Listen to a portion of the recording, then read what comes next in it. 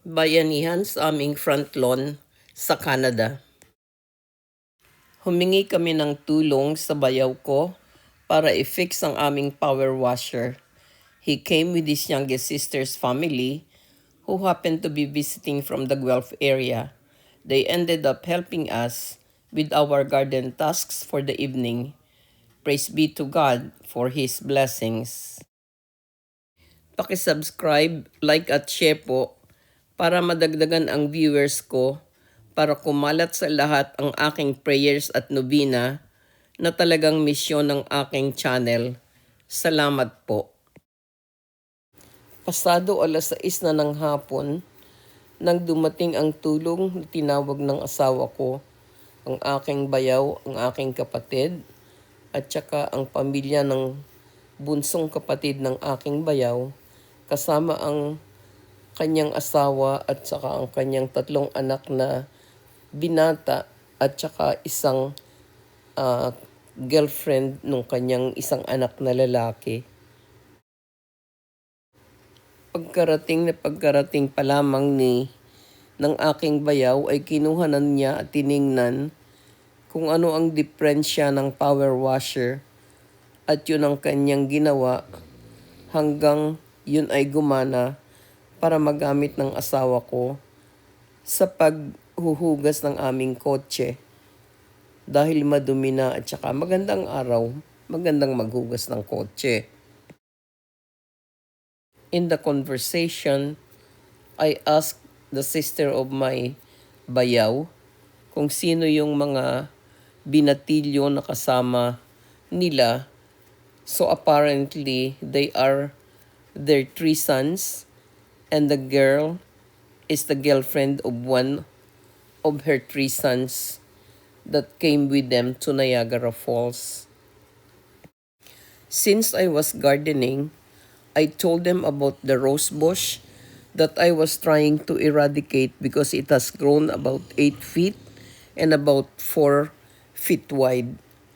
So I have cut it down, but I couldn't dig it out because the roots were deep and the trunk is about 6 to 8 inches in diameter. And even with the barretta, I cannot dig it out. So one of the boys took the barretta and the shovel, and then with the help of his other 2 brothers, hinukay nila yung rose bush. Thank goodness kasi hindi ko yun makukuha by myself at ang aking asawa naman ay masakit ang likod. Hindi din siya makakatulong sa akin. The rose bush trunk is right behind Mama Mary on the far right corner of the garden. Tumayo lang ako sandali para tingnan kung paano nila hinuhukay yung rose bush na I was trying to eradicate. Then my brother-in-law's sister took over the weeding of my garden. What a blessing.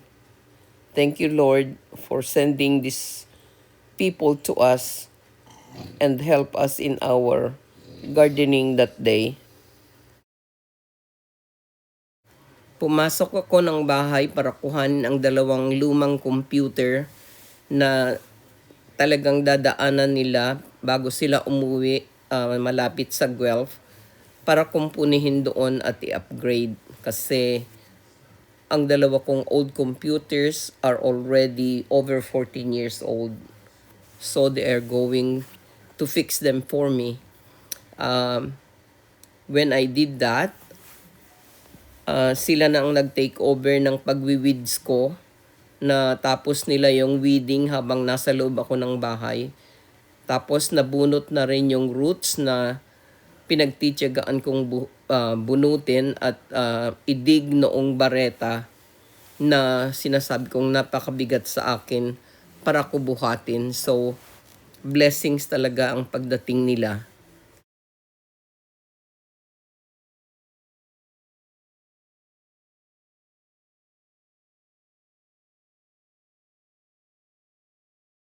Sa footage na ito ng aking security camera ay nakikita ko na patuloy pa rin ang kanilang pagwiwid sa aking garden, pagkumpuni ng power washer, at paghuhukay ng rose bush na nasa likod ni Mama Mary.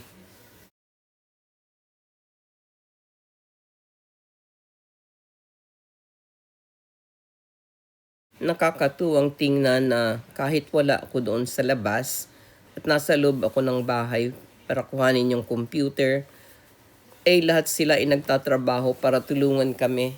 Kasi alam nila na mahina na kami in our almost 80s. Ang asawa ko ay almost mag-81 sa October. At ako naman ay mag-78 sa July.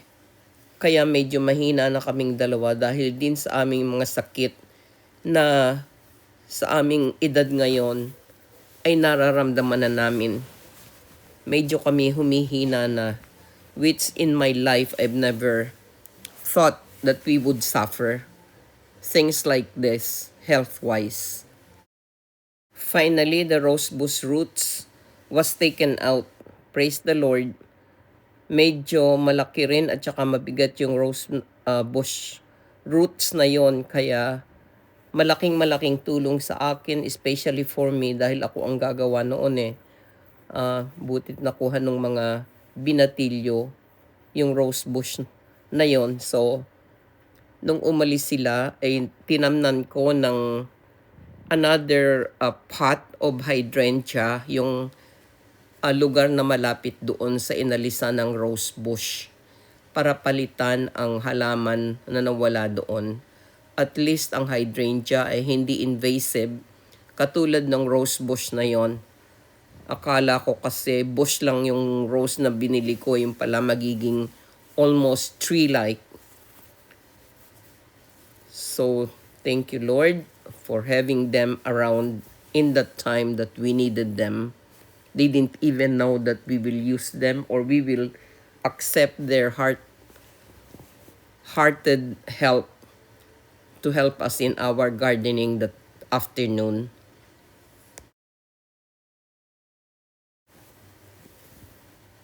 And thank you Lord also na nagawa na nila yung whatever is the problem of our power washer.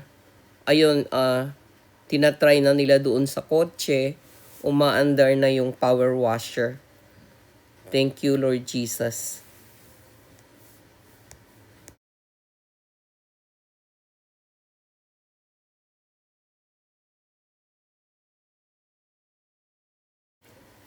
Ayan, ginagamit na ng asawa ko yung power washer. Nililinis na yung mga mat ng kotse. So, magagawa na namin ang dapat naming gawin.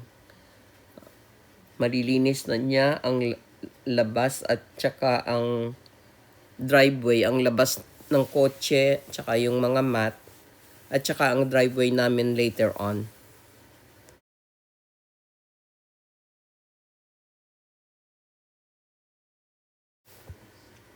Finally, natapos ko nang ilagay sa box ang dalawang computer at inilabas na nung isang anak ng kapatid ng aking bayaw.